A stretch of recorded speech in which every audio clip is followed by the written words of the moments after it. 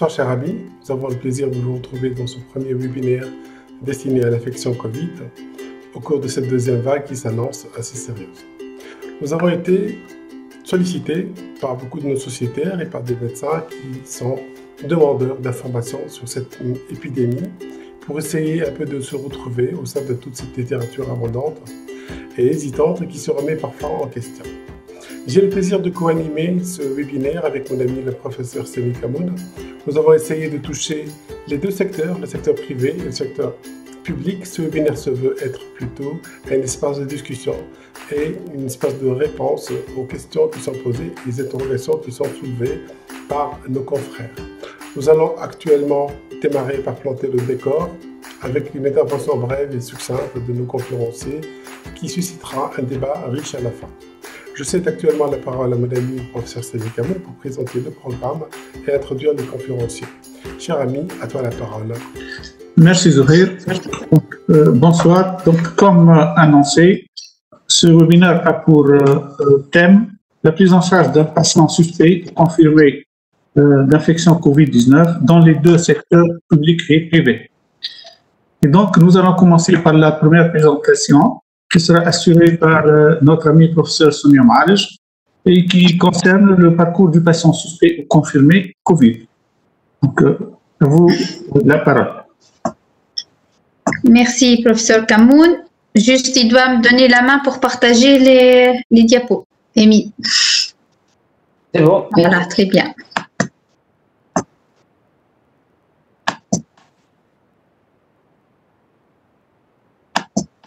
Voilà. Donc, bonjour tout le monde. C'est vraiment un réel plaisir donc de vous présenter le parcours du patient suspect et confirmé donc Covid. Alors, il y a une plaque qui doit sauter là. Voilà. Donc, là, comme vous le savez, notre pays passe par donc une phase de transmission très rapide et vraiment préoccupante de la Covid et qui risque vraiment de saturer notre système de santé. Et là, les chiffres que vous voyez donc reflètent vraiment la situation alarmante avec un nombre de nouveaux cas donc multiplié par 18 par rapport aux chiffres rapportés jusqu'au 27 juin. Et ce qui est sûr, c'est que ces chiffres sont bien en deçà de la réalité. Alors, cette aggravation de la situation épidémiologique peut être expliquée en grande partie par le fait qu'il n'y a pas vraiment un parcours de patient clair. C'est pour cela que les sociétés savantes donc se sont rassemblées pour élaborer un guide de parcours du patient suspect ou confirmé Covid. Et dans ce guide, la STMRA donc a participé dans le groupe de task force. C'est un guide qui permet vraiment de mieux identifier et d'orienter les patients suspects Covid. Alors dans ce guide, le clinicien trouvera en fait la réponse à certaines questions qui sont vraiment très importantes pour sa décision. C'est que devant une personne symptomatique, faut-il se diriger son patient vers quel établissement de santé, qui contacter et quand hospitaliser un patient. Donc là, face à une personne qui a des symptômes, la conduite va dépendre en fait d'existence ou non de signes de gravité. Donc l'existence de difficultés respiratoires, de malaise, voire même d'hémoptysie. Et là, le clinicien doit orienter son patient vers les urgences les plus proches, pas question d'attendre chez lui. Alors que les personnes qui sont aussi symptomatiques, sujets contact ou ceux qui ont une forme mineure, là, ils ne doivent pas quitter le domicile, ils doivent rester chez eux, appeler le SAMU ou bien la direction régionale, sinon leur médecin traitant. Et c'est le médecin traitant qui va les guider à accéder à quel type donc d'établissement. En bien sûr suspectant ou non en fait déjà devant ces symptômes-là une Covid. Et là, la définition en fait d'un cas suspect Covid, elle est en perpétuelle modification, tout simplement parce que c'est une définition qui suit l'évolution épidémiologique de la maladie. Et là, je vous présente la définition publiée le 29 septembre par l'Observatoire national, où le cas suspect correspond à 3 situations. Donc, soit le premier cas, c'est une personne qui va se présenter de façon aiguë avec une fièvre et une toux, ou bien il a 3 au plus des signes généraux, une fièvre, donc dyspnée, frisson, asthénie, ou bien des signes donc digestifs. En présence de ces signes-là, donc il y a un critère épidémiologique au moins, c'est-à-dire se trouver dans une zone de transmission communautaire ou bien être en contact avec une personne donc Covid. La deuxième situation, la personne est considérée comme suspecte, c'est toute personne qui vient pour une détresse respiratoire aiguë et qui nécessite une hospitalisation. La troisième situation, c'est des cas groupés d'infection respiratoire aiguë. Et donc là, comme vous voyez, donc tous ces signes-là ne sont pas spécifiques de la COVID. Donc les symptômes sont souvent polymorphes et peuvent même être atypiques, particulièrement chez les sujets âgés, où le tableau peut se résumer à un état confusionnel, à des chutes inhabituelles récentes, et même l'absence de fièvre, c'est classique chez les personnes âgées, au moins au début du tableau. Alors que les cas probables, ce sont ces cas suspects-là lorsqu'ils sont en contact étroit avec une personne probable confirmée. Et là, vraiment, la définition du contact 3 doit être bien connue pour pouvoir orienter nos patients et guider nos patients qui nous appellent pour des symptômes. Donc, il est considéré étroit et donc à risque d'être probable. C'est toute personne qui a partagé un même endroit clos pendant une période au moins 15 minutes à une distance inférieure à 1,5 mètre sans protection individuelle adéquate. Ou bien un personnel de santé qui a fourni des soins directs à une personne confirmée, là aussi en l'absence d'équipement de protection individuelle adéquat.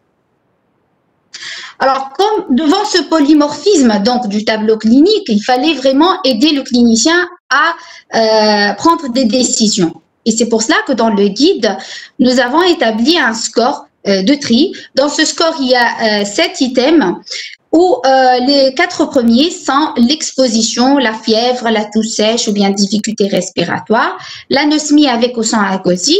Ces signes-là, en fait, ces éléments sont cotés 2.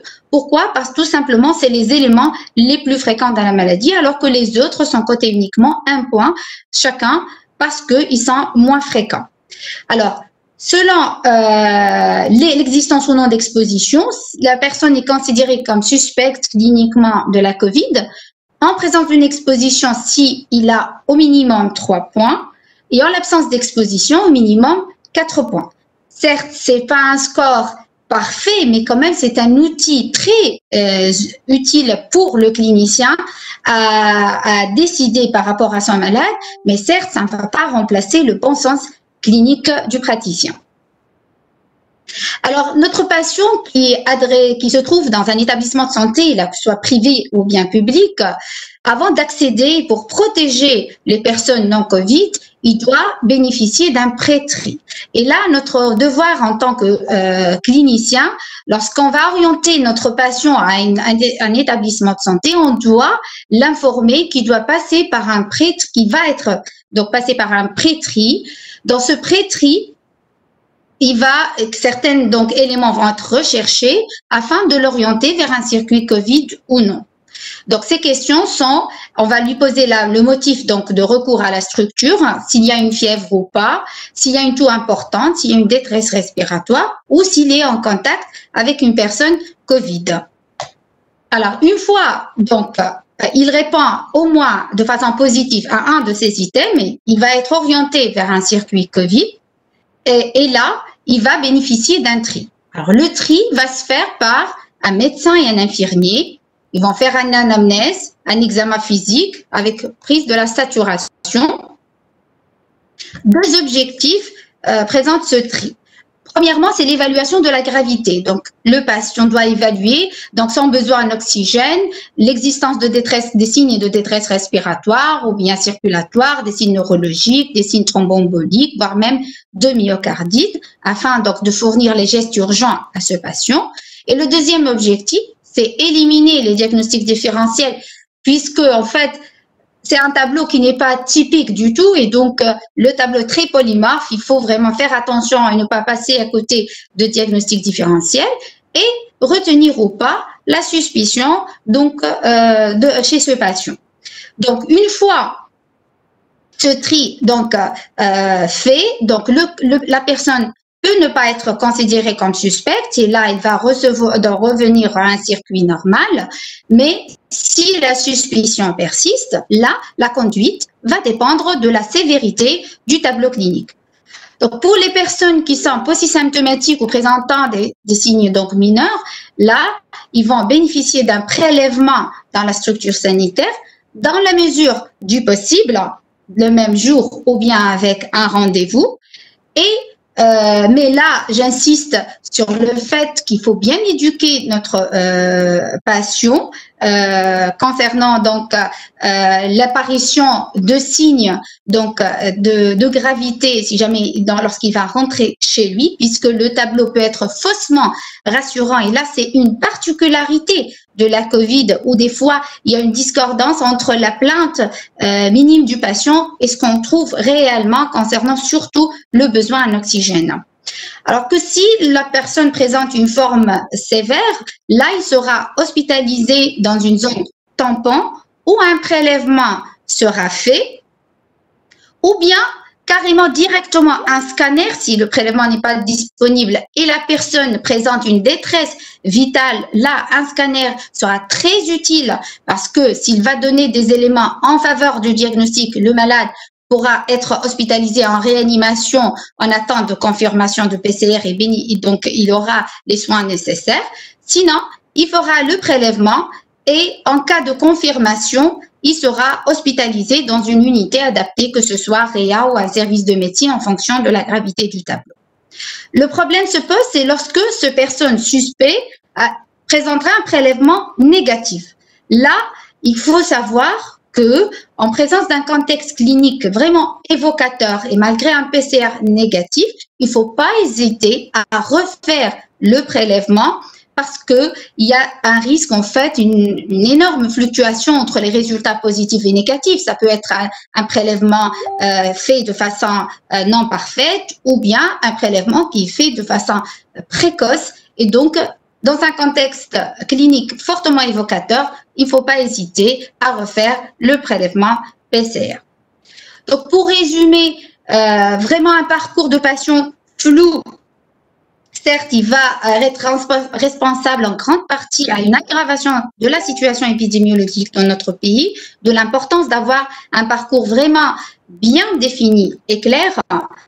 Et notre défi en tant que professionnel de santé, c'est vraiment d'assurer cette continuité des soins à chaque étape du parcours, aussi bien avec vraiment une coordination entre les structures hospitalières, médico-sociaux, le domicile du patient et également la médecine de ville. D'où l'intérêt en fait de la présentation qui va venir tout à l'heure et qui sera présentée par Dr Beji, où il va parler de la place du médecin libéral face au Covid. Et je vous remercie.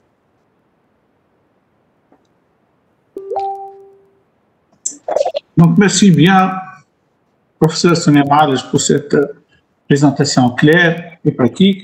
Et je passe directement la parole au professeur Majd Beji, qui va nous rapporter l'approche du médecin libéral face au Covid. Donc, la prise en charge pratique est problématique, d'autant plus qu'il exerce en libre pratique et donc il est tous les jours affronté à de telles situations. À vous la parole, professeur Beji. Merci beaucoup, Semi. Bon, j'attends aussi qu'on me partage, qu'on me donne le partage d'écran pour que je puisse partager mon écran. Je voudrais remercier la Société tunisienne des maladies respiratoires et d'allergologie d'avoir programmé ce webinaire. J'ai toujours pas le partage, donc je vais meubler. Hein. Et voilà, j'ai le partage. Et je voudrais, on est en pleine campagne, en pleine guerre contre le Covid. Et Je voudrais aussi remercier la Société tunisienne des maladies respiratoires et d'allergologie de m'avoir mis dans ce webinaire entre deux belles femmes, Sonia Malj et Agnès Hamzaoui, et donc les grands professeurs qui... Alors moi, je vais être un peu moins scientifique et un peu aller vers le quotidien et la pratique quotidienne et parler un peu du médecin de libre pratique face au Covid. Alors, on est dans une situation sanitaire inédite. Personne, aucun de nous n'a vécu ça auparavant. On n'a pas vécu de guerre, donc on n'a jamais eu cette situation sanitaire. On est devant de la désorganisation des structures, la désorientation des médecins. Nous avons une tutelle qui peine à faire la différence entre la théorie et la pratique. Il cafouille et c'est peu dire. Et il y a malheureusement encore, au jour d'aujourd'hui, très peu de coordination entre la médecine de ville et l'hôpital. Alors, le médecin libéral, face au Covid, comment se protéger tout en faisant un travail? Il n'est pas question d'être parano et de s'équiper comme un scaphandrier pour aller en consultation.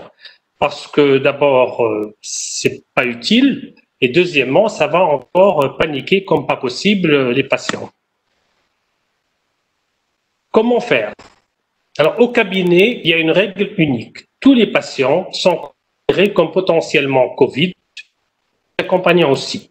Et le port de masque doit être généralisé. Mais il faut, par ailleurs, une éducation et une mise en confiance du personnel paramédical, du personnel médical et du personnel d'entretien, aussi de gardiennage. Si ces gens-là sont rassurés, ils sont éduqués, le reste est plus facile. Il faut rassurer les patients et les accompagnants qui sont souvent paniqués et désorientés. Alors, qu'est-ce qu'on fait au cabinet? On fait une protection. Cette protection, moi je suis pour une protection minimaliste mais justifiée. Donc, le masque chirurgical. Alors, quand on a certains actes comme la fibroscopie, il ne faut pas hésiter à avoir, et il faut l'obligation d'avoir un masque FFP2, plus ou moins une visière anti-projection. Mais il y a certains métiers où il faut plus.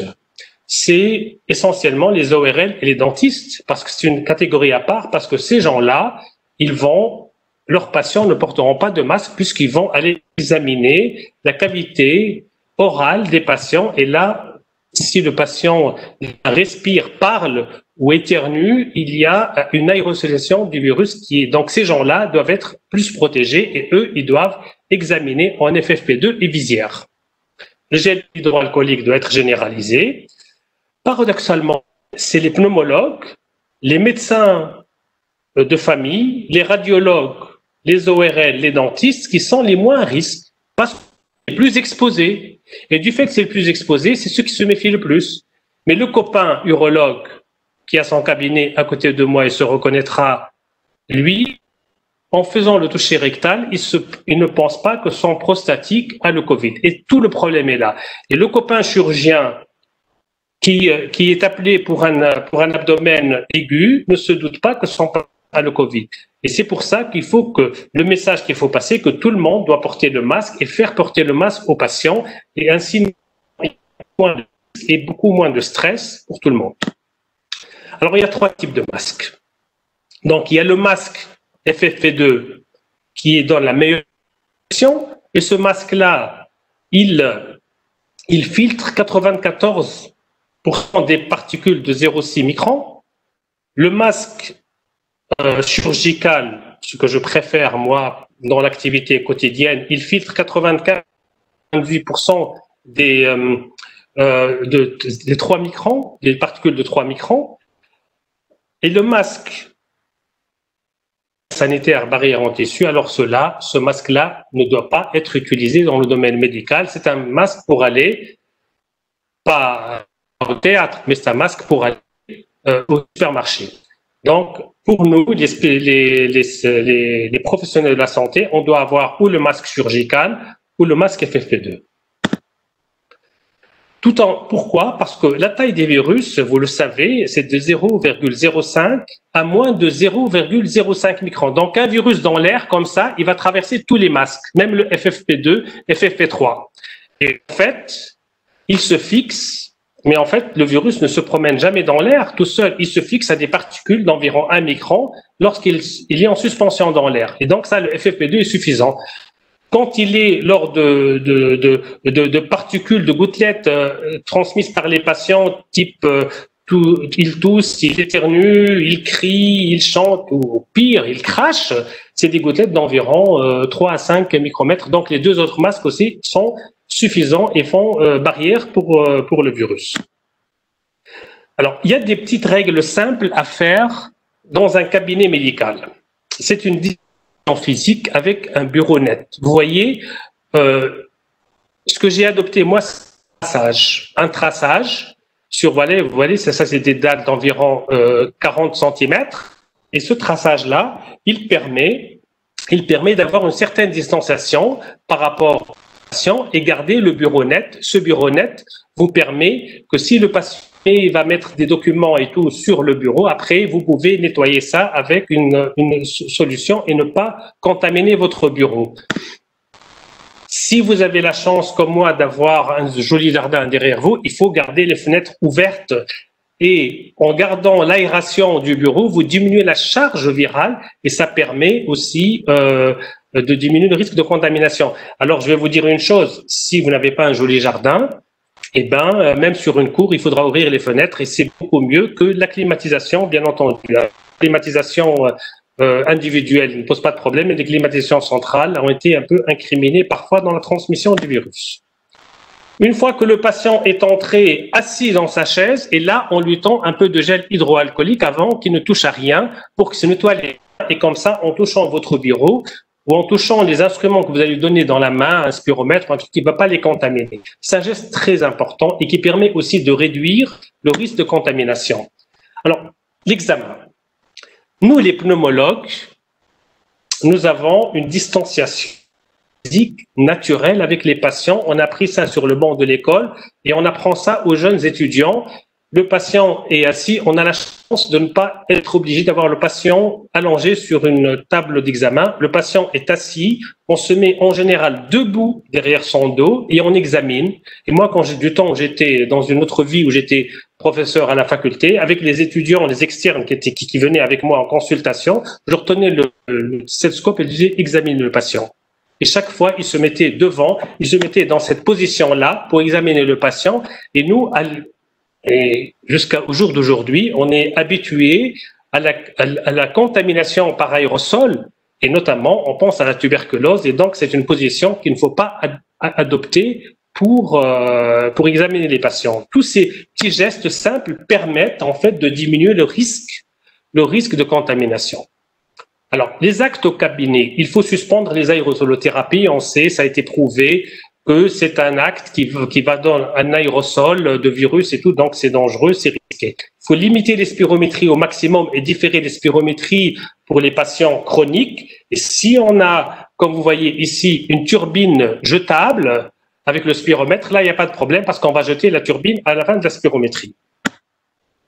Pour la fibroscopie, là, c'est un autre paire de manches. Quand on fait sa fibroscopie, il faut un impératif de porter un masque FFP2 et puis au mieux en plus on a ce genre de visière anti-projection, donc ça elle est prêtée par un neurologue, c'est lui qui l'utilise, mais moi je l'ai utilisé juste pour la photo, mais moi je me contente en général du masque FFP2 et c'est les personnes qui portent des lunettes aussi comme moi, et ben ça diminue aussi les projections.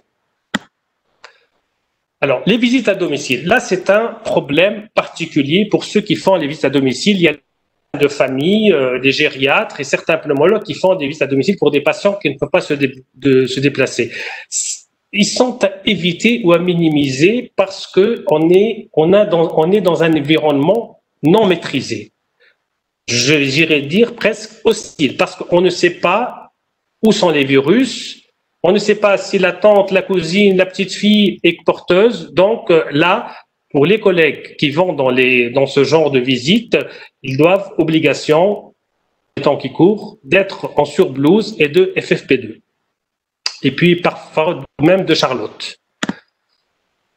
Donc ça, c'était un peu le côté protection et qui est quand même important et qui permet d'appréhender au mieux la deuxième partie prise en charge. La partie prise en charge n'est pas moins aussi, c'est aussi un parcours du combattant et on va passer sur quelques petits problèmes qui correspondent un peu à la médecine de ville.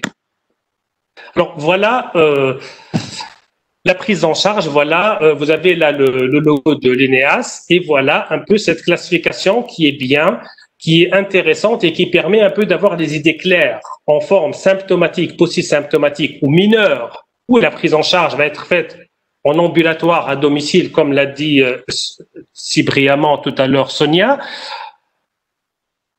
Et on va traiter, on parle peut-être après dans la discussion de comment on va traiter. Et puis, il y a les formes mineures avec comorbidité où il faut hospitaliser. Alors, dans la classification, c'était avec comorbidité sévère, hein, mais moi, j'ai mis comorbidité. On discutera après par la suite parce que on est d'accord que l'ENEAS, c'est bien, mais c'est pas la fin du monde.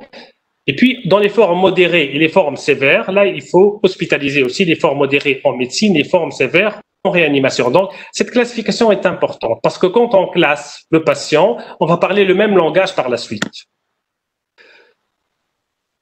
Il y a une chose importante dans la prise en charge. Les recommandations de l'ENEAS sont un guide pour l'aide au diagnostic et au traitement. Mais ce n'est ni le Coran, ni la Bible. C'est un guide qu'on garde et ça ne reste qu'un guide. Et le médecin traitant reste maître de sa prise en charge, mais quand il a à côté de lui le guide de l'ENEAS, ça permet un peu de guider sa façon de prise en charge, mais il reste qu'il a quand même une certaine liberté dans ses prescriptions. Pour le diagnostic, donc j'ai vu tout à l'heure ce qu'avait dit Sonia avec l'organigramme et tout de l'ENEAS. Ça, c'est la théorie. Malheureusement, dans la vraie vie, c'est pas la même chose. En période de circulation active du virus comme actuellement, où chacun de nous et mes collègues de l'hôpital ou du privé doivent voir comme moi au moins une dizaine de patients Covid suspects ou avérés par jour, il faut se fier à la clinique en s'aidant de la biologie et de la dimension nécessaire. La PCR reste inaccessible, peu accessible, des rendez-vous laborieux, des résultats différés. On a entendu que quand on envoie une PCR dans le service public, ça met 3 à 4 jours parfois pour revenir, et on a aussi des faux négatifs. Donc, ça donne parfois une fausse assurance.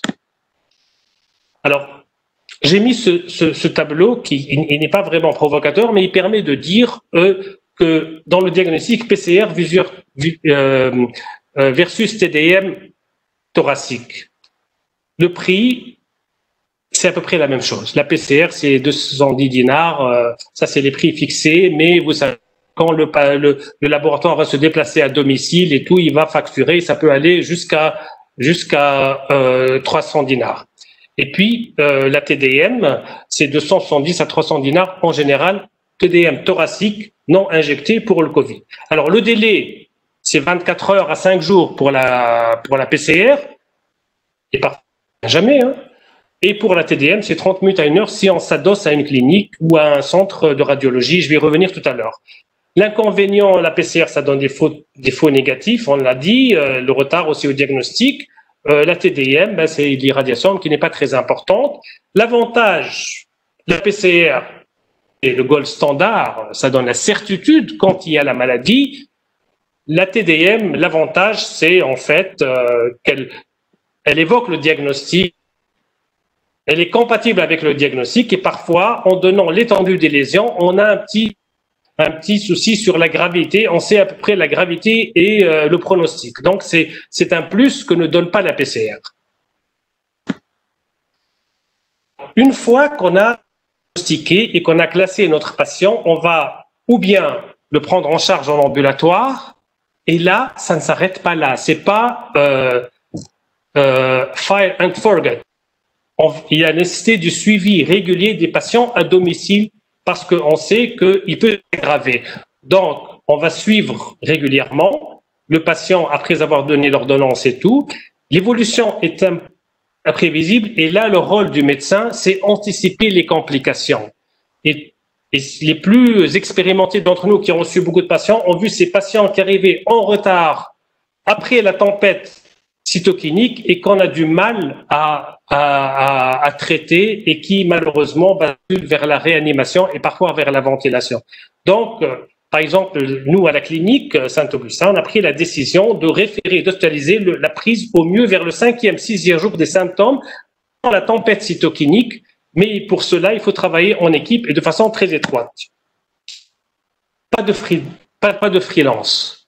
On ne travaille pas en freelance, en médecine et encore plus pendant l'épidémie de Covid. Si vous avez la chance d'être dans un centre médical, ça veut dire qu'il y a plusieurs cabinets de collègues de différentes spécialités, c'est une chance terrible parce que là, on va se concerter. On va discuter ensemble le protocole sanitaire. On va partager les expériences des patients. Alors, on partage avec l'urologue, on partage avec la dermato, avec le gastrologue, avec tout le monde, parce que tous on a des patients. Et le pneumologue sera là comme point focal pour le Covid, parce que lui, il est le plus à même de prendre en charge ses patients. Pas de freelance, il faut s'adosser à une clinique. On ne peut pas prendre en charge des malades suspects sans avoir pour collaborer. C'est fondamental. Parce qu'une fois que vous avez un patient, la première chose, vous pensez comment je vais l'envoyer quand c'est un patient qui nécessite une hospitalisation.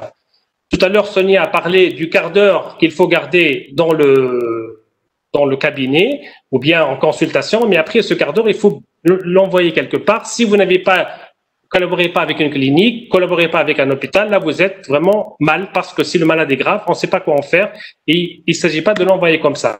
Donc il y a des règles essentielles. Il ne faut pas envoyer un patient en clinique avec une chers collègues, je vous envoie, voilà.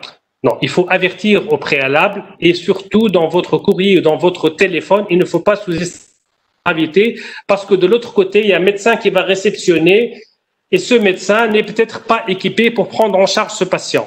Et après, il faut savoir partager les tâches et savoir référer le patient.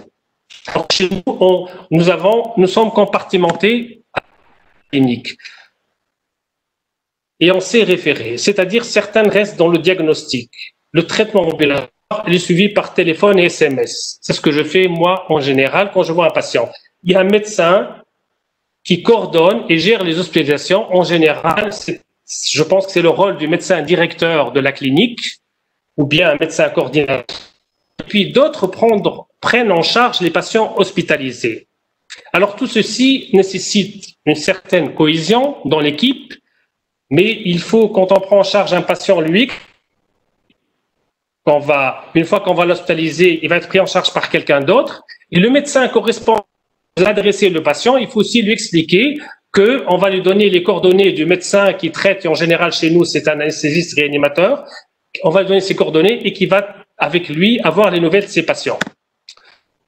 Partager les tâches et savoir référer les patients est très important parce que ça va minimiser le risque de contamination. Nous avons un médecin et une équipe infirmier ou d'anesthésistes, techniciens anesthésistes qui s'occupent exclusivement des patients. Personne d'autre n'entre dans la zone Covid, sauf le médecin qui traite.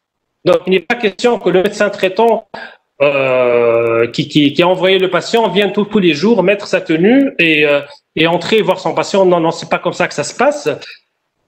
Cette façon de faire permet d'harmoniser la prise en charge parce que le médecin qui est dans la zone Covid connaît tous les médecins et traite. En fait, c'est comme j'ai toujours rêvé qu'on a une équipe, qu'on est dans des équipes universitaires à l'hôpital. Tu vois, on partage le travail et chacun a sa tâche. Et ça permet aussi de maîtriser les dépenses parce que vous savez que la tenue qui permet d'entrer en zone, ça coûte 70 dinars. Alors, qui va payer cet argent-là? En général, on se préoccupe beaucoup de l'argent. Est-ce que c'est la clinique? Est-ce que c'est le patient? Donc, il faut surcharger ni l'un ni l'autre pour pouvoir arriver et maîtriser les dépenses. Une autre chose que je veux dire aux médecins, aux collègues qui sont dans l'île libérale, quand on s'adosse à une clinique, ça permet aussi d'acquérir à moindre prix le matériel de protection et le matériel de désinfection, gel, solution pour les sols et les surfaces. Pourquoi? Parce que le responsable achat de la clinique connaît les fournisseurs et achète chez les fournisseurs avec, en général, à de grosses quantités. Donc, il peut nous donner les coordonnées et nous recommander aux fournisseurs, et ça permet d'acheter du matériel de protection pour son cabinet, masque, calots, tout ce que vous voulez, et matériel de désinfection à moindre prix, au prix un peu qu'on vend en gros, et non pas acheter chez le pharmacien. Il faut aussi un service hospitalier, même si on travaille dans une structure privée. C'est la même chose. Il est important d'avoir un service pour prendre en charge les patients graves. Parce que les patients, en fait, il y a deux catégories. Il y a des patients qui n'ont pas de couverture sociale et qu'on doit adresser à l'hôpital, et d'autres qui peuvent être pris en charge dans le secteur privé. Et il faut qu'il y ait un travail en commun. Moi, j'ai reçu des patients, de collègues universitaires qui n'arrivaient pas à placer leurs patients dans le secteur hospitalier, ils ont été pris dans le secteur privé, et vice-versa. Moi, j'ai envoyé des patients, et mes collègues ont envoyé des patients dans la structure hospitalière. C'est facile pour certaines personnes qui ont beaucoup de connaissances ou qui ont été avant dans le secteur hospitalier. C'est plus difficile pour le médecin lambda qui est dans un petit coin, et c'est pour ça qu'il faut savoir se rapprocher de l'hôpital.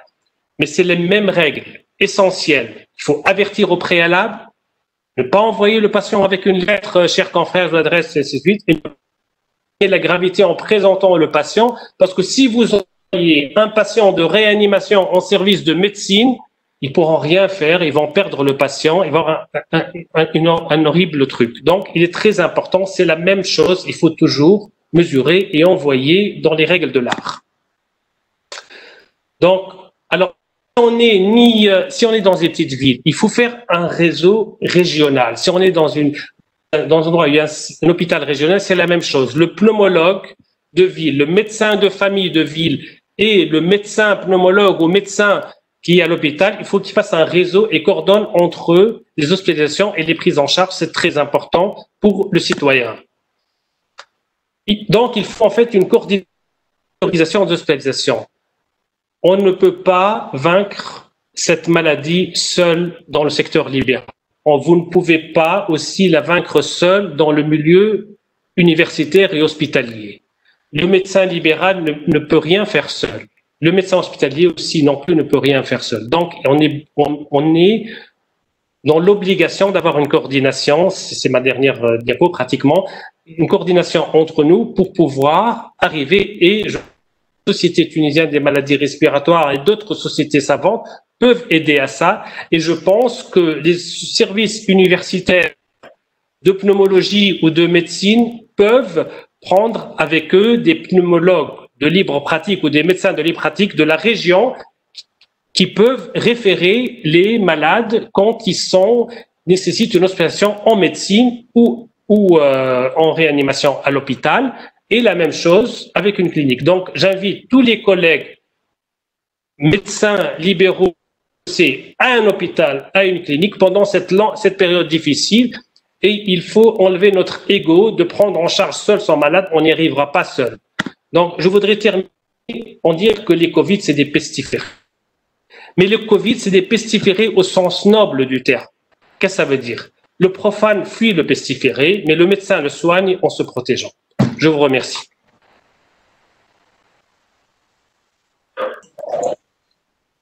Merci, professeur Belgi, pour cette excellente présentation pragmatique. Et je passe la parole maintenant à la présidente de la STMRA, professeur Agnès Hamsaoui, qui exerce à l'hôpital d'Ariana, pour nous présenter les recommandations actualisées de la prise en charge des patients Covid.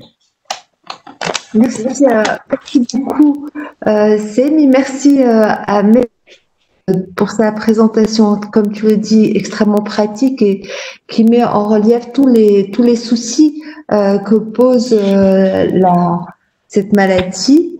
Je vous remercie tous d'être là ce soir, et je vais vous expliquer le guide INEAS auquel nous avons participé. Et le but, en fait, de ce webinaire, c'était essentiellement de partager, de voir quelles étaient les choses qu'on devait améliorer, celles qui posent problème et celles sur lesquelles on a besoin d'interagir. La prise en charge du patient Covid, la première étape étant la suspicion, comme on en a parlé déjà plusieurs fois. Ensuite, évaluer la sévérité. La première chose, c'est de se dire, est-ce que j'ai un malade gravissime qui va avoir besoin d'entrer en réanimation ou est-ce qu'il est moins sévère? Et à ce moment-là, on a la classification qu'on a déjà vue à plusieurs reprises qui est asymptomatique. Donc, c'est ce qu'on a, tous les patients qui sont détectés en dépistage, qui sont PCR positifs et qui n'ont pas de signes cliniques pour le moment. Et vous savez que malheureusement, il faut les surveiller parce qu'ils peuvent développer des symptômes ensuite. Ensuite, la forme polysymptomatique où c'est essentiellement la toux qui dérange les patients, mais ils peuvent avoir aussi des douleurs, et puis l'anosmie que les patients reconnaissent très très bien.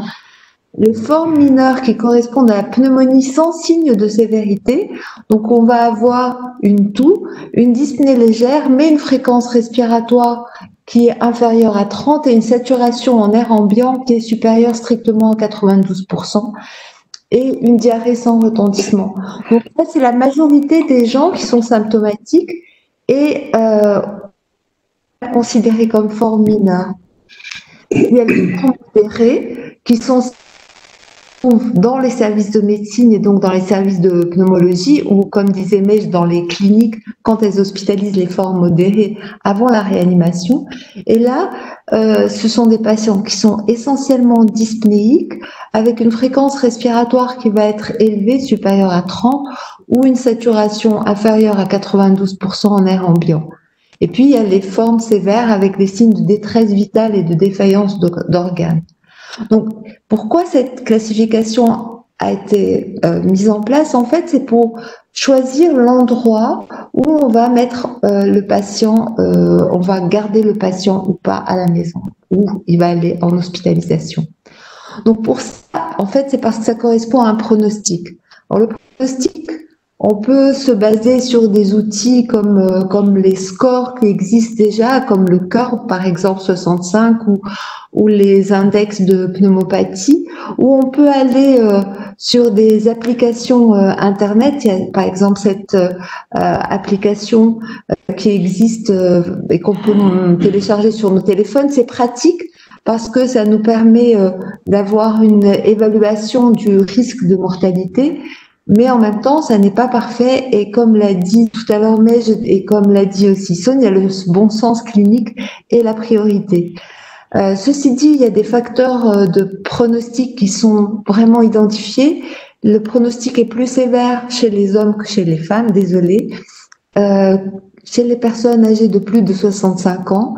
Et puis les comorbidités qui sont vraiment ressorties, ce sont le cancer, les insuffisances cardiaques, la BPCO, les déficits immunitaires qui sont associés à la greffe d'organes, l'insuffisance rénale chronique, l'obésité, c'est vraiment un facteur de risque important, les cardiopathies sévères, la drépanocytose, le diabète de type 2 et les maladies psychiatriques. Les autres pathologies qui avaient été décrites initialement, finalement, ne ressortent pas de façon aussi forte. Et puis, il y a des facteurs pronostiques biologiques, des dédimères très élevés au-delà de 1000, une ferritine élevée, des LDH élevés, et puis certains ont mis en évidence la lymphopénie quand elle est plus basse que 800 ou que le rapport polynucléaire neutrophile sur lymphocyte est au-delà de 3 à 4.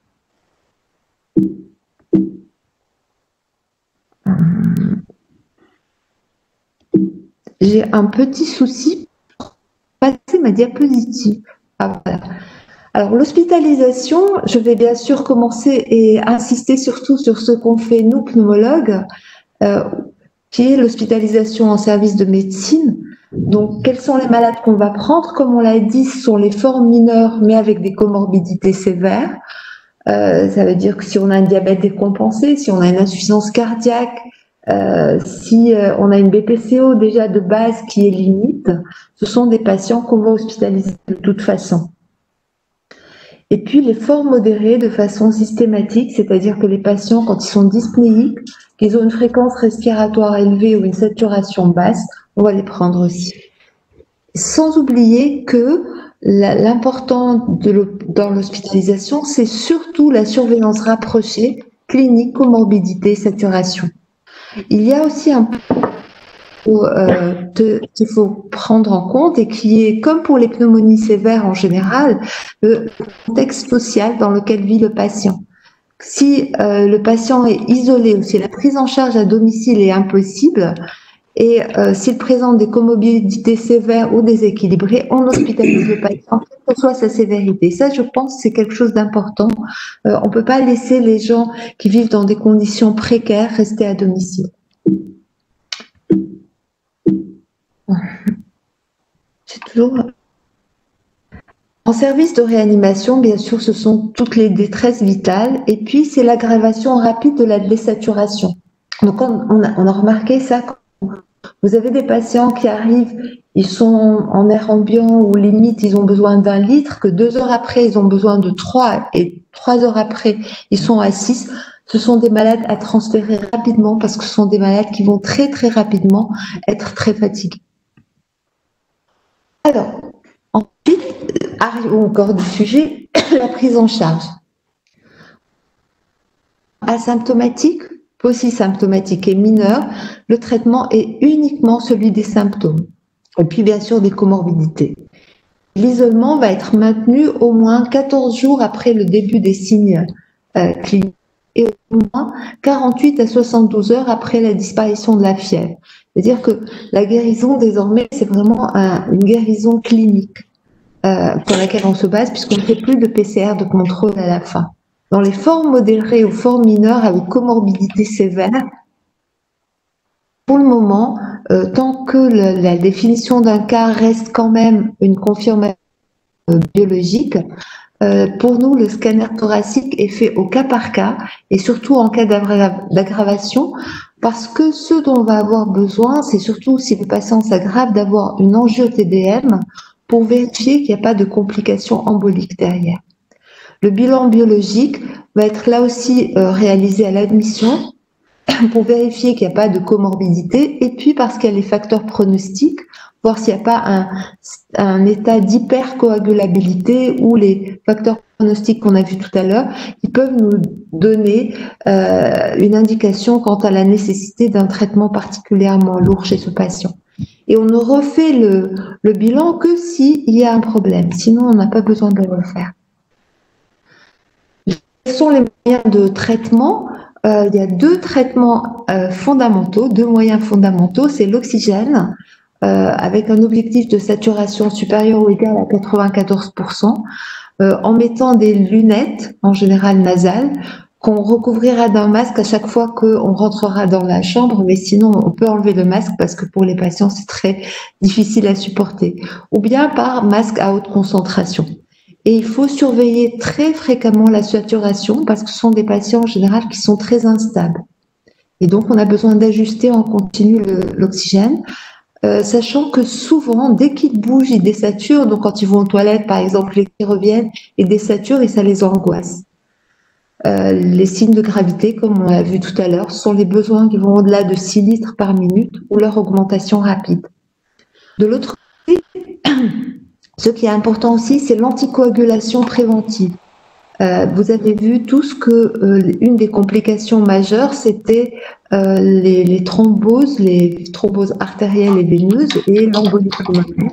Et pour ça, on met systématiquement une anticoagulation préventive par hexaparine en montant les doses chez les patients qui sont obèses ou bien en ajustant quand on a une insuffisance rénale. Et en cas de thrombose, on va mettre une anticoagulation curative qu'on relayera par des antivitamines K. Le traitement symptomatique, ça va être gérer la douleur par des paracétamol, des antitussifs contre la toux qui gêne énormément les patients, des antiémétiques s'ils vomissent, des antisécrétoires s'ils ont de la diarrhée, des IPP éventuellement, et puis on peut aussi mettre des vitamines et des oligo-éléments. Alors, vous allez remarquer que les antiviraux, je les ai tous mis en gris parce qu'en fait, il n'y a aucun de ces médicaments qui ait prouvé son efficacité. À part le remdesivir, peut-être dans les formes graves, tous les autres, malheureusement, dans les essais cliniques, ont montré qu'ils étaient équivalents à aucun traitement proposé. Pour la corticothérapie ne doit pas être systématique parce que dans les formes modérées, on peut avoir une aggravation du pronostic. Donc la corticothérapie, elle est limitée aux patients qui s'aggravent rapidement, qui risquent de se retrouver en réanimation. À ce moment-là, il faut démarrer la corticothérapie rapidement parce que dans ce contexte, elle est efficace. Et c'est une corticothérapie à faible dose puisque c'est l'équivalent de dexaméthasone 6 mg jour ou hydrocortisone 100 mg x 2 par jour et pas plus. Résumé, voici le tableau du traitement. Donc les formes asymptomatiques, on les isole, mais on les surveille de façon quotidienne. Les formes polysymptomatiques ou mineures, on n'hospitalise pas sauf cas particulier et le traitement là est symptomatique. Et on met de l'héparine si les patients ont des facteurs de risque de thrombose. Et puis n'oubliez pas qu'il faut éduquer les patients quand on les laisse à la maison et pour pouvoir les surveiller de près. On hospitalise en médecine les formes mineures avec comorbidité sévère ou les formes modérées en mettant de l'oxygène, de l'héparine, les comorbidités et le traitement symptomatique. Et puis les réanimateurs, eux, prennent en charge leurs malades en réanimation et ils mettent tout, dont un traitement étiologique à visée antivirale, sachant qu'en Tunisie, les médicaments qu'on a ne sont pas nécessairement les plus puissants, mais à part le remdesivir, rien n'a vraiment prouvé son efficacité. Bon, la surveillance, ça c'est vraiment quelque chose de fondamental, quotidienne au moins, et parfois 2 fois par jour, par téléphone essentiellement, bien sûr. Et on va rechercher les complications essentiellement respiratoires, c'est la pneumopathie hypoxémiante, thromboembolique et cardiovasculaire, c'est la myocardite. Après, il y a l'insuffisance rénale, mais c'est surtout chez les patients hospitalisés. Neurologique, ça va être l'accident vasculaire cérébral, l'encéphalite et le Guillain-Barré. Et puis, je vous rappelle, chez l'enfant, ce qui ressemble à une maladie de Kawasaki et qui est le syndrome d'inflammation multisystémique. Donc, pour ça, il va falloir chercher l'aggravation de la dyspnée, la polypnée, les douleurs thoraciques, ceux qui signent une embolie pulmonaire ou une thrombose veineuse, des précordialgies, des palpitations, des malaises qui évoquent une atteinte cardiaque, et puis l'état de conscience, bien sûr. Comme l'a dit tout à l'heure Majd, le risque, c'est au tournant de la première, en 7 et 10 jours, où on a là l'apparition éventuelle des complications, et donc il faut vraiment faire attention à ce moment-là. Pour terminer, il y a des séquelles possibles, on est en train de les voir sur les patients qu'on a vus pendant la première vague, et c'est au décours de la convalescence, donc des patients qui sont déclarés guéris, qui vont bien.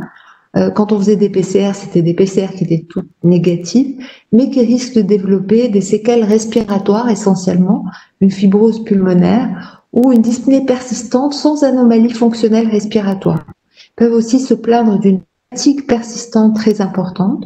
Il y a des manifestations auto-immunes qui ont été décrites, et puis il y a des manifestations psychologiques qui sont similaires à celles d'un stress post-traumatique.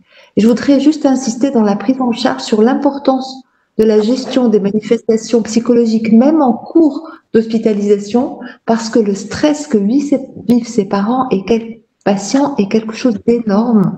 Et vraiment, c'est important de les soutenir à ce moment-là. Donc, pour prendre en charge les séquelles, pour le moment, ce qui a été mis en place et qui est important, c'est la réhabilitation, que ce soit une réhabilitation sur le plan physique, mais aussi en prenant en compte la nutrition et l'état psychologique des patients. Voilà, je vous remercie beaucoup. Bonne soirée. Merci Agnès, je remercie tous les orateurs. On a vu un peu tous les aspects sur le plan de l'activité en privé, en public, puis ça va susciter pas mal de questions. Donc nous avons quelques questions au début.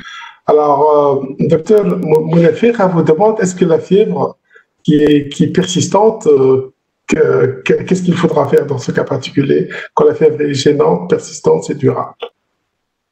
Est-ce que c'est moi qui dois répondre? Oui, c'est pour vous. Yes, ouais. Oui, donc pour la fièvre, il faut continuer avec du paracétamol et expliquer aux patients que c'est très désagréable, mais que ça n'est pas grave. Parce que c'est vrai, il y a des patients qui gardent une fièvre pendant 14 jours, 15 jours, ça peut arriver. C'est pas fréquent, mais ça arrive. Est-ce que ça justifie une prescription de corticoïdes pour ce cas particulier? Alors, ça n'a pas été du tout validé. C'est pas validé. Il y a des personnes qui le font pour essayer de reposer leurs patients. Et pour le moment, les corticoïdes, l'indication, c'est plutôt une indication respiratoire. D'accord. Il y a une question qui sort actuellement, c'est la place de la famotidine, dans laquelle on avait vu pas mal de papiers qui sortent là-dessus. Est-ce qu'elle est intéressante? Est-ce qu'elle est utile pour la prescription? Et est-ce qu'elle a un rôle immunomodulateur? A priori, pour le moment, il n'y a pas de données contrôlées. Je sais que le président Trump en a reçu, mais non, a priori, pour le moment, on n'a pas de données claires pour dire il le faut. Donner de la famotidine ou des IPP parce que les patients sont symptomatiques sur le plan digestif, oui. Sinon, a priori, il n'y a pas vraiment d'indication. Dans le même répertoire, une autre question sur le zinc. Est-ce que sa prise au long cours est-elle un facteur protégeant?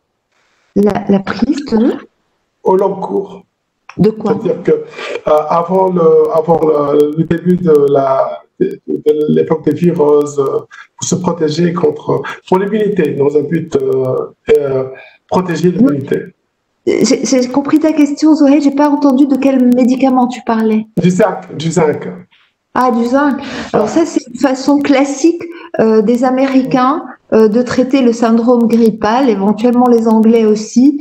C'est sur ça qu'ils se sont appuyés pour dire que ça renforçait l'immunité antivirale et donc que c'était utile.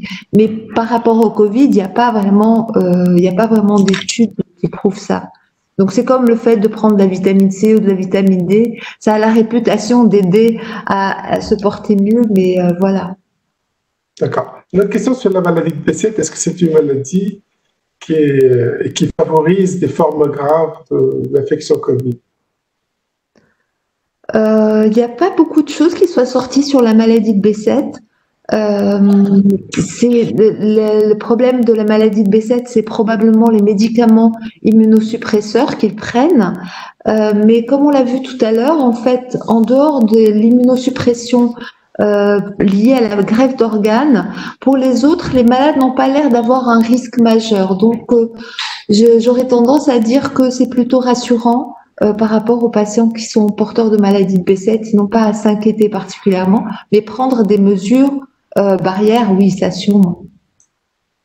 D'accord. Nous avons un commentaire de Dr Khalti qui dit que le scanner, pour lui, c'est un examen complémentaire d'un grand apport, surtout quand on est en attente d'un résultat d'un PCR qui tarde à arriver.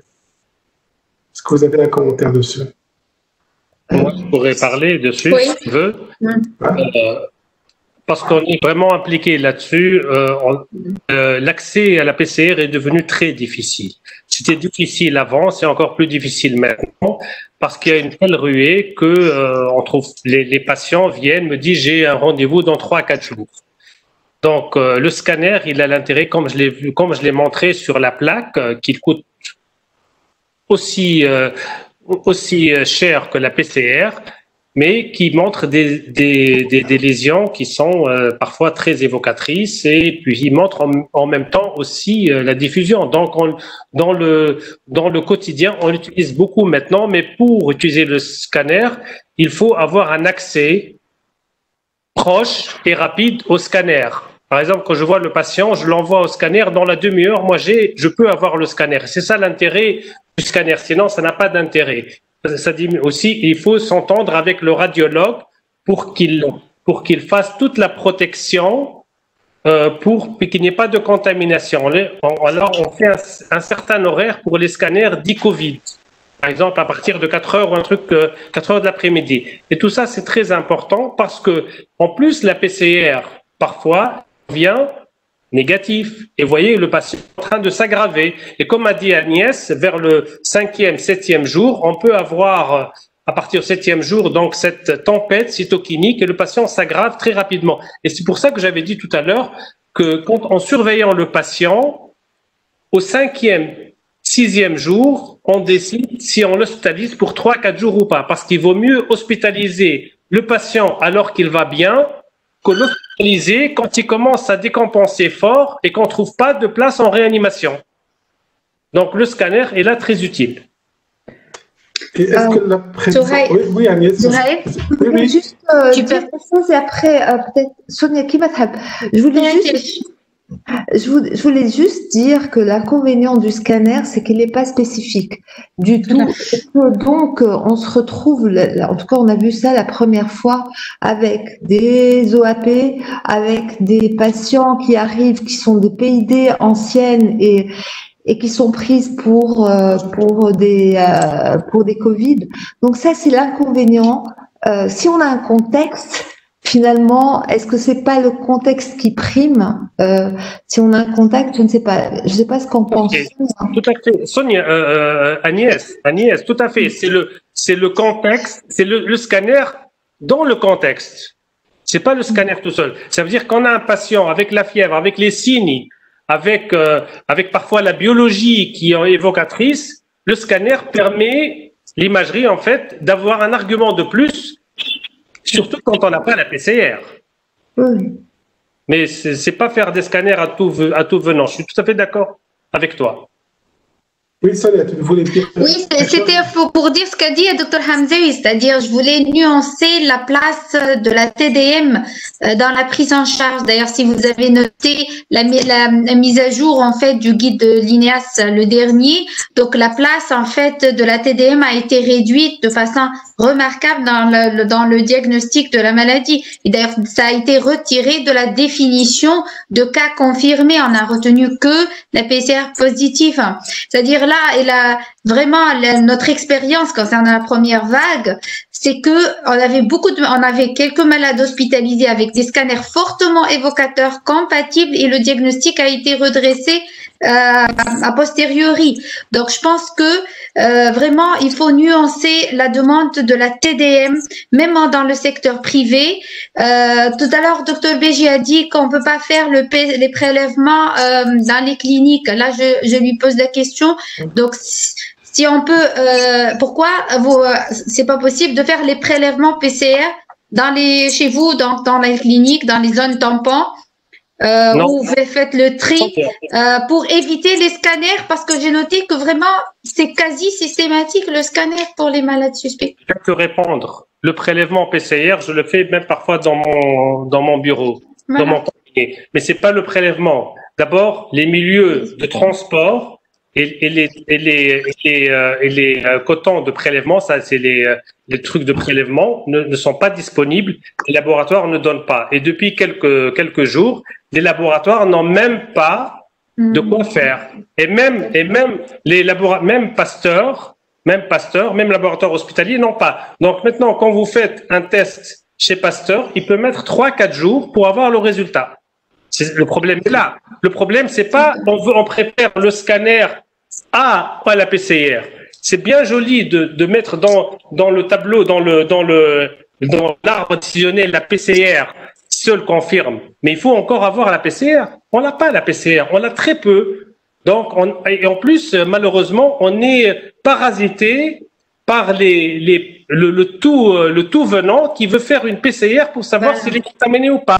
Donc, c'est pour ça, moi, je reçois beaucoup de patients avec un tableau compatible, mais qui sont des patients polysymptomatiques. Je demande pas la PCR. Il me dit pourquoi? Je veux confirmer. Je dis, je vais vous donner un traitement. Vous allez aller à la maison, rester 10 jours en congé. Je vous revois dans 10 jours et laisser la PCR pour les cas plus graves. C'est ça le problème. Tu vois? Donc, moi, je fais la PCR pour les cas plus graves. Les patients qu'on va hospitaliser, on leur fait la PCR et parfois on l'hospitalise en zone tampon, mais dans la zone Covid. Et le réanimateur qui est là-bas fait la PCR. Donc quand vous dites, il faut bien rationaliser effectivement et convaincre nos malades de l'indication de la PCR, donc à réserver pour les malades au moins à hospitaliser. Et comme ça, on aura plus de kits pour les autres malades. Bien sûr. Je reçois pas mal de patients qui arrivent contents, heureux, avec une PCR négative. Ouais. Et une demi-heure après, il est sous 15 litres en réanimation avec sa PCR négative. Donc, c'est ça le problème. Donc, il y a des PCR. Alors, j'en ai parlé un peu, puisqu'on est entre médecins, là, on peut parler. J'en ai parlé un peu avec Heshmi Louzir pour lui poser la question pourquoi il y a un ratio de PCR négatif. Et en fait, il y a parfois en technique pas très bien le prélèvement. Parfois, il y a plusieurs éléments qui font qu'il y a un ratio de PCR négatif. Il y a une... Tu te souviens que en avril et en mars, on faisait, quand on demandait 2 PCR négatives pour faire sortir les patients à 48 heures, tu vois, et nous est arrivé en mars d'avoir 4-5 PCR négatifs, et la 5e vient positif à des patients qui ont un tableau complet. Donc le scanner ne remplace, je n'ai pas dit qu'il remplaçait la PCR, mais était là pour pallier à une défaillance de l'accès à la PCR. Ou peut-être c'est la date de... Si tu permets, Souhaïd, c'est juste pour le délai de réalisation de la PCR par rapport au début des symptômes. Okay. Là aussi, pour éviter une réalisation assez précoce, c'est préconisé de la faire entre le 5e et le 7e jour par rapport au début des symptômes. Voilà. Mais si tu l'as fait le 7e jour et le patient s'aggrave le 8e jour et que la PCR arrive le 12e jour, tu vois, c'est ça la situation auquel nous vivons dans la vraie vie. Oui, oui. Oui, c'est des Cameroun, tu voulais dire quelque chose? Effectivement, donc il y a certaines questions posées par les participants. Donc, je vais poser rapidement ces questions-là pour avoir des réponses rapides. Donc, Dr Guitouni pose la question, comment décontaminer les visières? Oui. Donc, pour les visières, les visières, c'est simple. Donc, il faut avoir un bac avec de l'eau et javel, d'accord? Donc, immédiatement après l'utilisation de la visière, il faut enlever sans toucher, bien sûr, la partie en avant. Donc, dans le bac avec de l'eau de javel pendant 15 minutes. Puis, juste, il faut le rincer, laisser sécher et sécher assez précocement parce qu'elle risque de devenir un peu floue si jamais elle n'est pas essuyée lorsqu'elle est assez mouillée. Le javel concentré ou dilué? C'est dilué dans de l'eau, un bac de l'eau avec de l'eau de javel pendant 15 minutes. C'est 200 millilitres d'eau de javel dans 10 litres d'eau. Voilà, c'est ça. Tout à fait, tout à fait. Docteur Hamdi pose la question. Donc, évoque la remarque que le médecin généraliste est bien exposé aussi parce qu'il examine la gorge. Les masques lavables répondant aux normes sont très utiles devant la pénurie des masques chirurgicaux. Donc, pourquoi vous les éliminez alors que ces masques peuvent être utiles? Moi, je ne les ai pas éliminés, mais je dis que ce n'étaient pas des masques, c'est ce qu'on appelle les masques barrières. Les masques barrières, c'est des masques barrières, c'est des masques.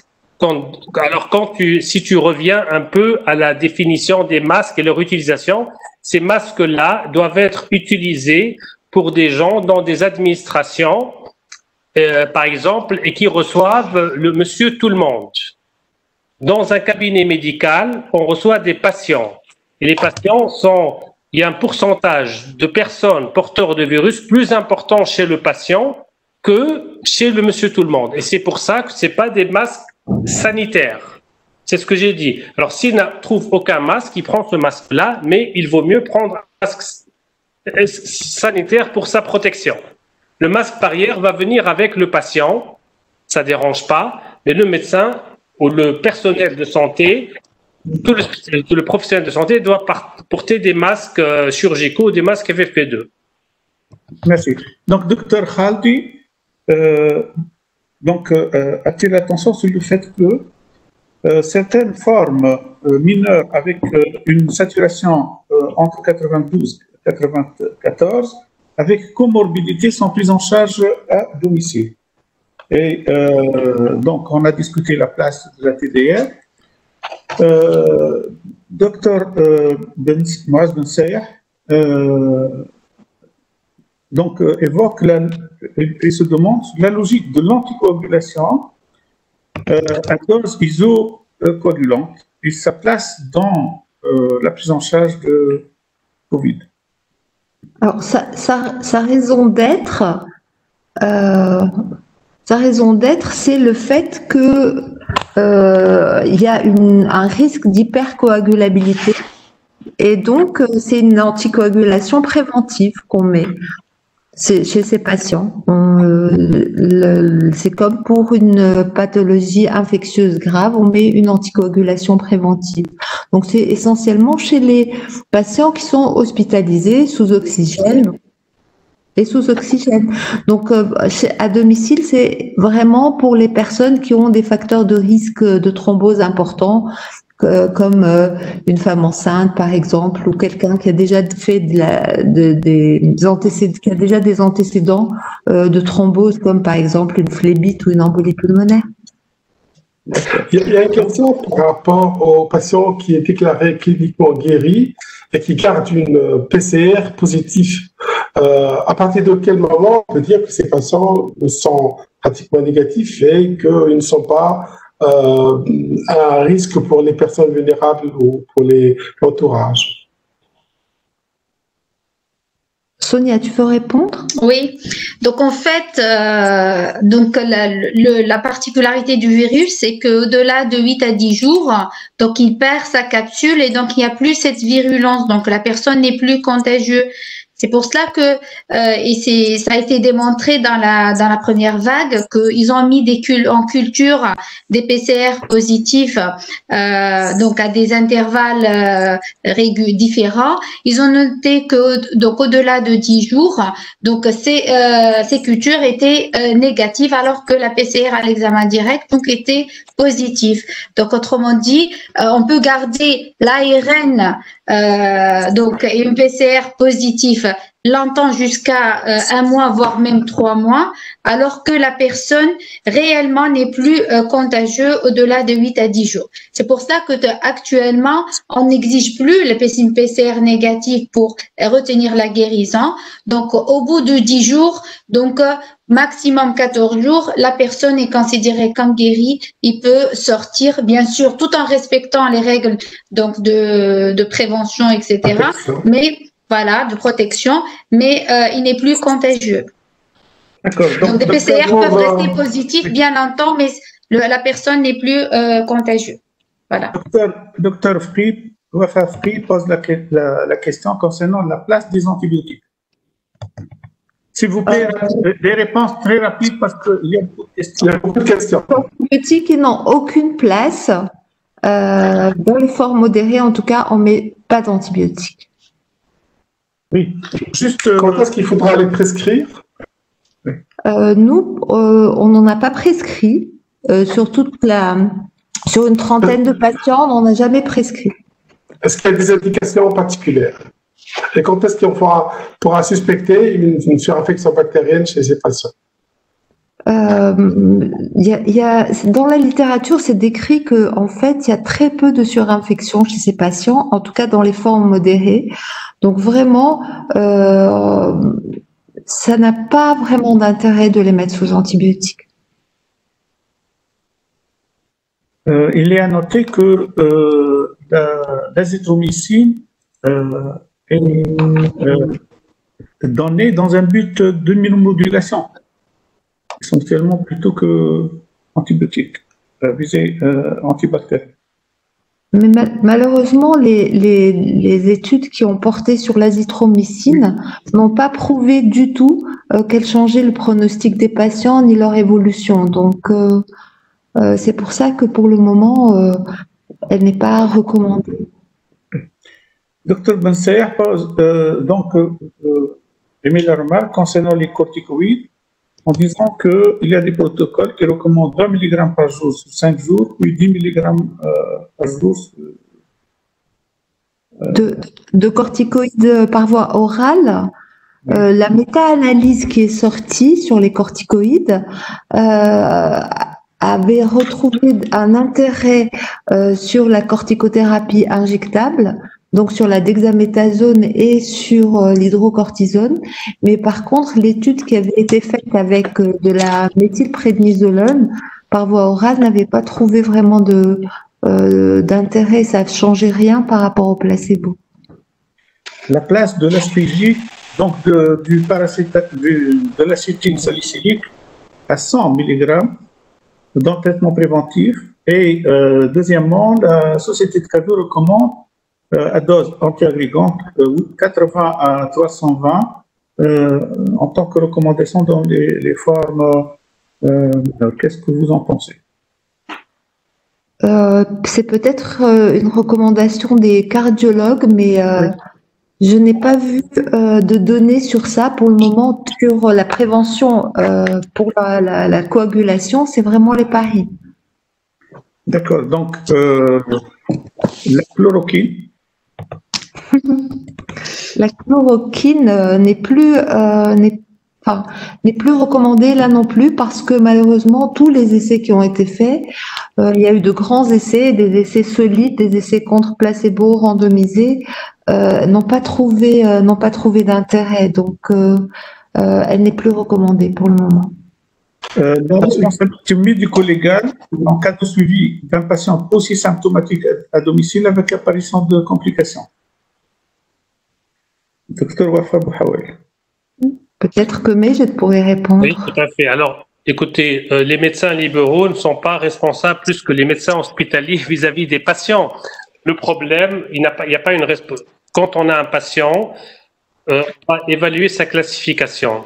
On va d'abord le classer, après on va voir l'évolution. Et j'ai dit, et Agnès aussi l'a dit, qu'il faut suivre au jour le jour parce que malheureusement, on peut avoir cette tempête cytokine, cette grande, entre le 7e et 10e jour, cette variation. Donc il faut suivre.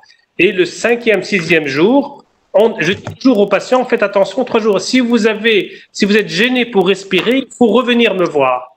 Et après, on avisera, si on trouve que la saturation commence à baisser, on va hospitaliser le patient ou bien en clinique ou bien dans structure hospitalière. Mais c'est vrai que mais le médecin libéral n'est pas plus exposé que le médecin hospitalier de point de vue médico-légal. C'est la même chose, on est tous des médecins. Docteur Mbak et docteur Hadiji, pour la question du Covid, est-ce une maladie immunisante? Et le problème de l'immunisation après maladie. Alors. Large discussion, mais très brièvement. Donc, immunisante, pour le moment, on sait que jusqu'à 4 mois, les patients sont protégés. La majorité des patients, en tout cas, ne refont pas de maladie dans les 4 mois. Les cas qui ont été rapportés de nouvelles infections au Covid, c'était une autre souche, donc ils sont sûrs que c'est une réinfection et pas un réveil, mais les patients étaient asymptomatiques la seconde fois. Voilà.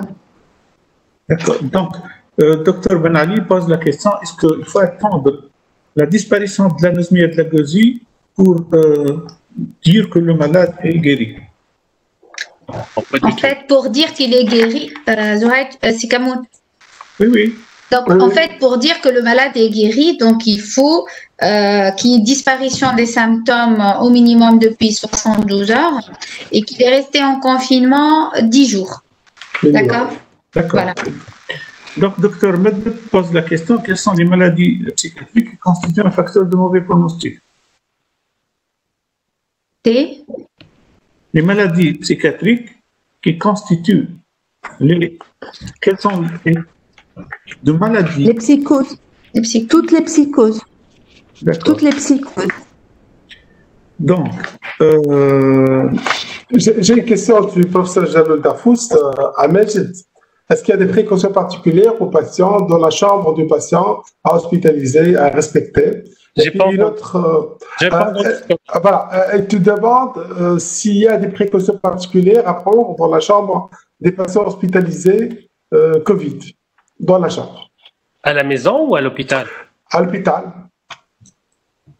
J'ai pas compris la question.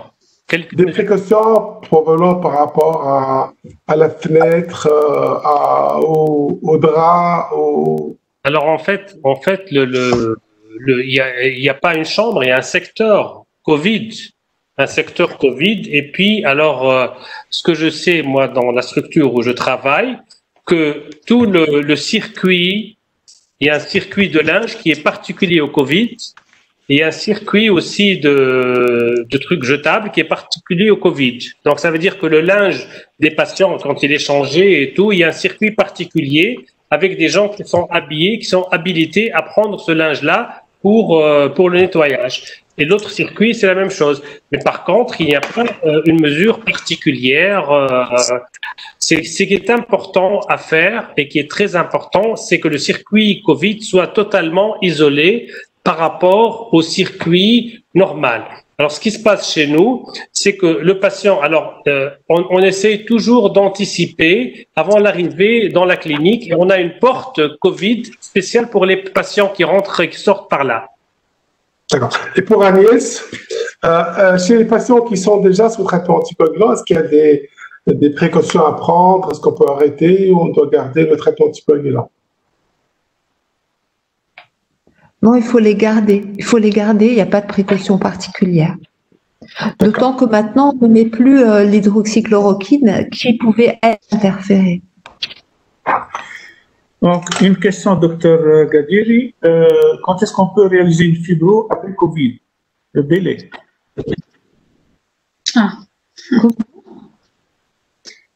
Alors, en fait, pour la fibro, donc ça dépend de l'urgence déjà de la réalisation de la fibro. D'ailleurs, il y aura un guide qui va sortir très prochainement de l'INEAS où la STMRA participe. Il y aura ces cas particuliers effectivement quant à la réalisation de la fibroscopie et de l'exploration fonctionnelle et les précautions à prendre, etc.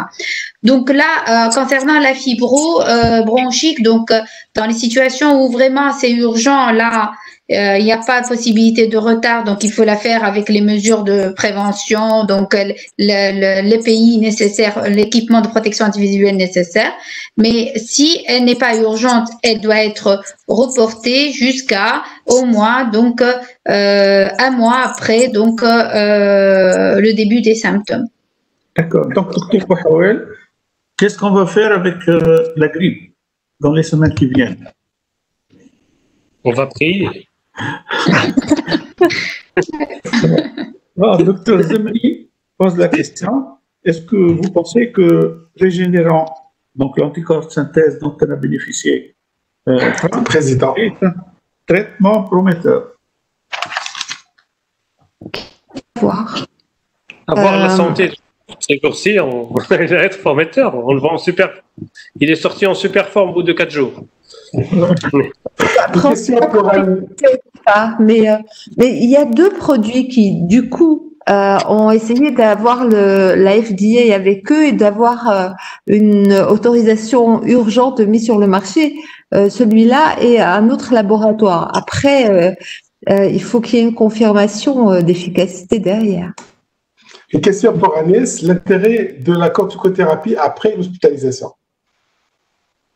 Quel intérêt? Elle n'a pas été prouvée du tout et elle n'a pas d'intérêt a priori. Hein. Donc, il n'y a aucun intérêt à prolonger la corticothérapie au-delà d'une semaine si jamais on a des marches des malades qui présentent une atteinte respiratoire sévère. Tout à fait. Bon, donc la place, est-ce que vous pensez que en cas de diabète, il faut passer systématiquement à l'insuline en cas d'hospitalisation? Non. Non. Bon, la place de l'échographie thoracique, docteur Gadiri. Ceux qui l'ont fait, il y a un papier des Italiens qui dit que c'est très utile parce que quand on a l'habitude de la faire, c'est facile à faire au pied du lit du malade et ça n'irradie pas et on peut la refaire tous les jours et suivre l'évolution. Mais moi, je n'ai jamais fait d'échographie, donc je ne sais pas. Il y a une question pour toi, Agnès. La place des corticoïdes inhalés pour la toux qui persiste? A priori, non. C'est comme, j'imagine, c'est comme toutes les bronchites virales ou les toux irritatives virales, ça ne répond pas à la corticothérapie inhalée. Bon, docteur Memi pose la question, en cas de vaccination donc contre la grippe, chez un malade asymptomatique, chez un malade positif et asymptomatique, est-ce que ça pourrait poser un problème? Bon. Non. Enfin, pourquoi? Non, a priori, ça pose pas de problème. Les vaccinations étant une vaccination à virus inactivé, il n'y a pas de problème. Est-ce qu'on peut mettre les FFP2 au four ou à la vapeur pour les utiliser?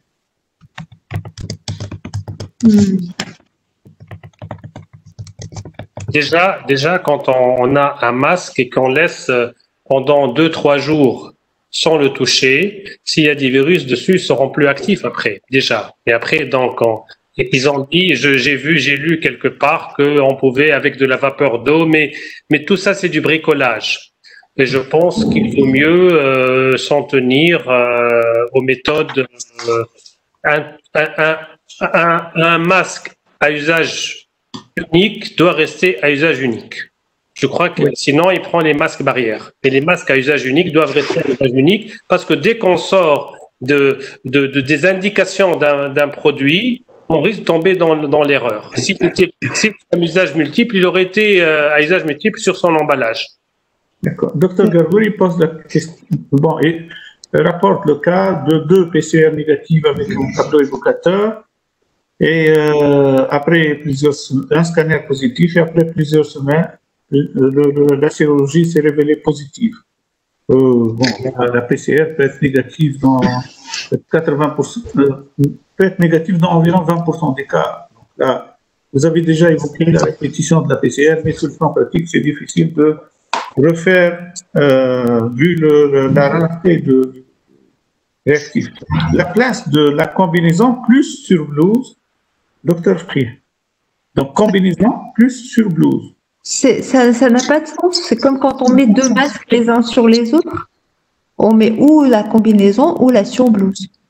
D'accord. Les malades, docteur Bouhaoué, les malades sous syndrome pour autocause, seraient-ils bien protégés par rapport aux formes graves de Covid?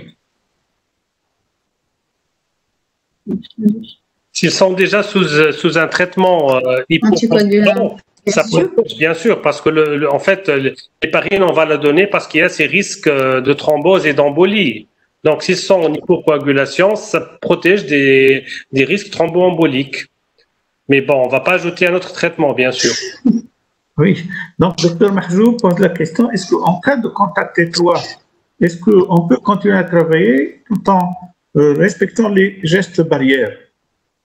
En fait, pour cette histoire de contact, il faut distinguer déjà les contacts d'une personne confirmée ou bien probable et les contacts des personnes suspectes. Donc, pour le cas des personnes, des contacts de personnes confirmées ou bien probables, le confinement s'impose pour ces personnes-là, même s'ils sont asymptomatiques. C'est un confinement de 10 jours avec avec une surveillance et ils doivent consulter, bien sûr, dès qu'ils deviennent symptomatiques. Pour les contacts asymptomatiques de personnes suspectes, là, ils peuvent continuer à travailler tout en respectant les mesures barrières et bien sûr, dès qu'ils doivent rapporter symptômes, bien sûr, là, ils vont consulter. La place de la sérologie. Pardon? La place de la sérologie. Alors, la sérologie, vraiment, la place devient de plus en plus limitée. Et d'ailleurs, on pensait qu'avec le type d'anticorps détecté IgM ou bien IgG, on peut se dire, est-ce que c'est une infection précoce, est-ce que c'est une infection récente? Là, vraiment, il n'y a pas de règle et vraiment, sa place devient de plus en plus limitée. Peut-être les diagnostics a posteriori, pour dire, voilà, une sérologie positive, ça veut dire que la personne a été en contact avec le coronavirus. Mais ça ne veut pas dire qu'il est vraiment malade. Pour les établissements scolaires, les établissements scolaires demandent des certificats pour la reprise. Qui peut les délivrer? Alors là, on a ce problème-là tous les jours. Alors, ils ne demandent pas des certificats, ils demandent des PCR. Et les certificats remplacent les PCR. Comme a dit Sonia tout à l'heure, au bout de 10 jours, 12 jours, les gens sont plus contaminants. Donc, nous, par exemple, on donne un repos de 10 jours et après, on donne, quand le patient n'est plus symptomatique, 12-13 jours, on va donner un certificat de bonne santé en disant qu'il n'est pas contaminant et il peut reprendre ou le travail ou l'école. Et c'est au médecin traitant, comme a écrit Agnès, qui doit donner ce certificat-là de reprise. D'accord. Donc, tout est codéine. Quoi? Tout est codéine, c'est ça? Oui. S'il n'y a pas de contre-indication, on peut utiliser la bien sûr. D'accord. Donc, je pense que là, nous avons parlé de l'ensemble des questions. Il y a une question qui concerne les tests sérologiques rapides. Bon. C'est ça, c'est la question qui a été posée tout à l'heure. Donc, j'ai dit qu'il y a le test sérologique rapide actuellement disponible ne peuvent dire que la personne a été en contact avec le corona, mais sans dire que vraiment il est actuellement malade.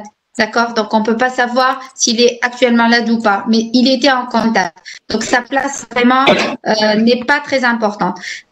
Pour les tests sérologiques, probablement si on va avoir les tests antigéniques rapides, là, bien sûr, ça va être très utile, mais on n'en a pas encore. On a une question qui demande quelles sont les comorbidités sévères. Dans quelle situation on devrait hospitaliser les patients d'emblée à J5? Il n'y a pas d'hospitalisation. Non. Allez-y, Madame Hanzevi. Je parle comorbidité sévère. C'est comme on l'a vu tout à l'heure, l'insuffisance cardiaque sévère, l'insuffisance rénale grave, les BPCO au stade d'insuffisance respiratoire chronique. Donc, ce sont tous les patients qui sont déjà, du fait de leur maladie, à la limite de ce qu'on voit dans les formes compliquées, ce qui va provoquer une hypoxie ou une insuffisance cardiaque. Donc, c'est ça ce qu'on veut dire par comorbidité sévère. Alors, je vais revenir parce que tu as posé la question sur l'hospitalisation, parce que moi j'ai dit qu'au 5e, 6e jour, il faut penser à l'hospitalisation. J'ai pas dit qu'il fallait hospitaliser au 5e, 6e jour.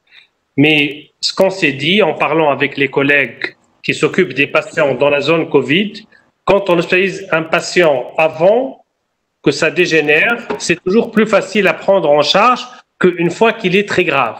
Donc, il ne faut pas retarder l'hospitalisation. Alors, quand on a un patient avec plusieurs comorbidités et qu'il les limite, on préfère l'hospitaliser le 5e jour ou le 6e jour pour pouvoir le sortir vers le 10e jour, que l'hospitaliser le 10e jour et entrer en réanimation. Si en gros, c'est ça. Mais ce n'est pas une obligation d'hospitaliser le 5e jour, bien entendu. D'accord. Une question à Agnès par rapport à la place de la procalcitonin comme marqueur de surinfection. Elle n'est pas plus intéressante que la CRP personne n'a réussi à prouver vraiment que la procalcitonine c'était un marqueur particulièrement efficace pour différencier. Je pense que par rapport à la grippe qui a tendance souvent à se surinfecter, le Covid, pour le moment, ça n'est pas le cas, en tout cas pour les formes modérées. Donc, je pense que c'est vraiment un bon sens clinique quand on a un malade qui allait bien et qui brusquement refait de la fièvre avec radio une opacité vraiment très systématisée, ce qui n'est pas le cas dans le Covid. On pourrait éventuellement y penser, ou si un patient se met à tousser, à expectorer avec des sécrétions très abondantes et colorées. Mais sinon, vraiment, ça n'est pas une angoisse importante à avoir. Autre question par rapport aux patients qui sont déjà sous Syntran, est-ce que le Syntran protège ces patients des formes graves ou des complications qui peuvent apparaître par la suite? Ça protège comme tout anticoagulant. C'est le par même... rapport à l'infection Covid, par rapport à l'apparition des complications. Oui, mais thromboembolique, mais sinon. Enfin... Il y a la pathologie sous-jacente qui était à l'origine de la prescription du Syntran Volancourt. Donc, je pense que ces malades restent toujours des malades fragiles du fait du terrain. Ouais. En plus de la prévention. Donc, ce n'est pas une prévention absolue, quoi.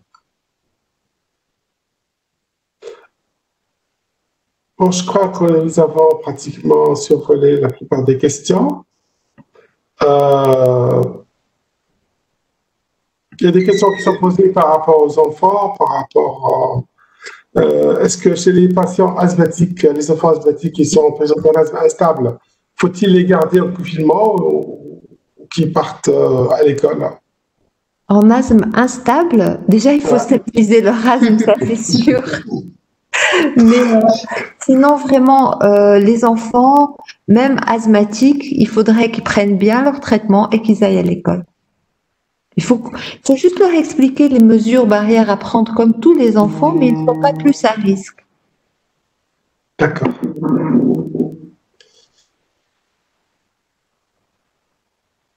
Bon, un patient intubé ventilé, 2 PCR négatifs à 10 jours d'intervalle, a une sérologie Covid qui revient positif sur un tableau clinique très évocateur. On peut le transférer dans un service de réanimation normale ou le garder dans un service de réa Covid?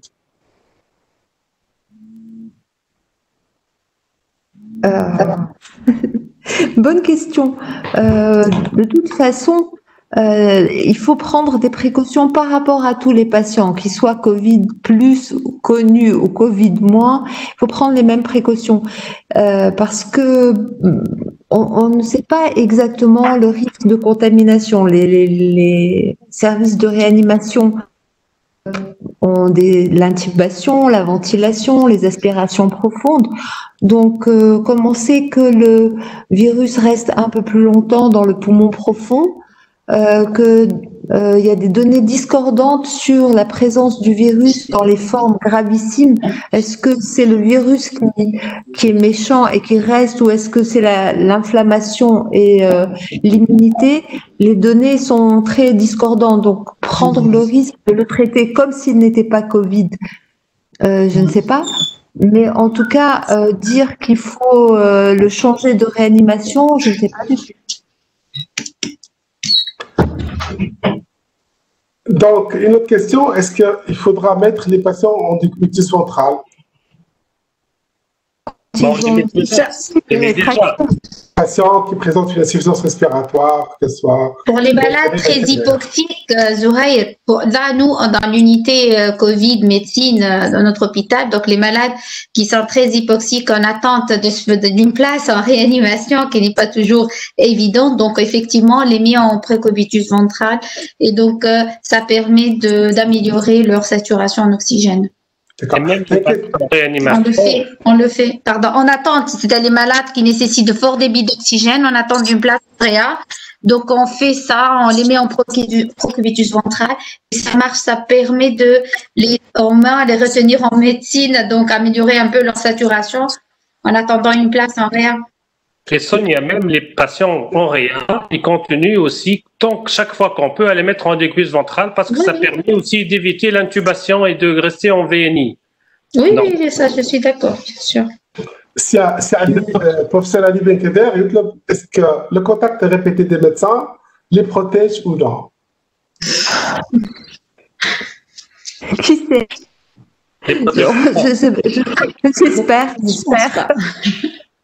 C'est hypothétique parce qu'il y a une étude qui a montré que le fait de porter le masque et donc diminue l'inoculum et donc pourrait améliorer entraîner une immunisation, mais ça reste discutable, quoi.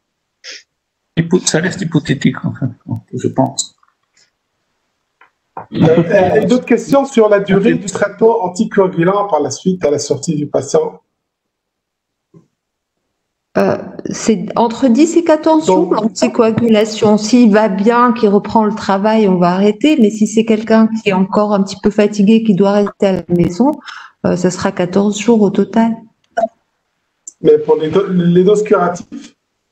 Les doses curatives, à ce moment-là, on se retrouve dans les indications classiques d'un traitement curatif. En l'absence d'embolie pulmonaire, il y a parfois, on donne des indications qui sont curatives à des doses doubles par jour. Est-ce qu'il faudra les maintenir pendant combien de temps? Probablement 3 mois, j'imagine. Il n'y a pas encore de recommandations fortes sur ça, mais disons 3 mois, c'est classique par rapport aux facteurs de risque qui vont disparaître. Je crois que nous avons terminé toutes les questions que nous avons. Mais est-ce que tu as d'autres questions que tu as relevées? Non, je pense que c'est bon et on a dépassé le temps en plus. Donc, je remercie les orateurs et l'assistance. On remercie aussi les laboratoires Opalia de leur contribution à cet événement. Et Millésima aussi. Millésima aussi, l'agence Millésima. Oui, mais il faudrait dire où il sera partagé et avant de conclure, parce qu'il y a beaucoup de gens qui n'ont pas pu se connecter et qui posent la question comment ils pourront voir le webinaire en différé. Hein. Nous sommes désolés pour ceux qui n'ont pas pu se connecter ou ont des soucis de connexion ce soir. Nous allons récupérer l'enregistrement de l'agence Millésima que nous allons mettre à disposition de tout le monde sur la page YouTube de la STMara, sur les pages Facebook, et on pourra également leur envoyer un courrier pour les amener à regarder le lien, la vidéo du webinaire par la suite.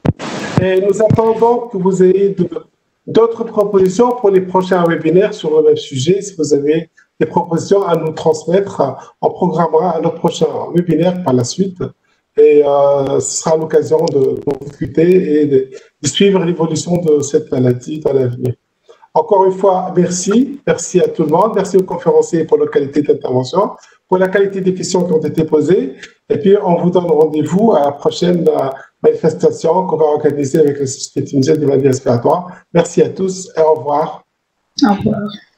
Merci beaucoup. Au revoir. Au revoir. Au revoir. Au revoir tout le monde.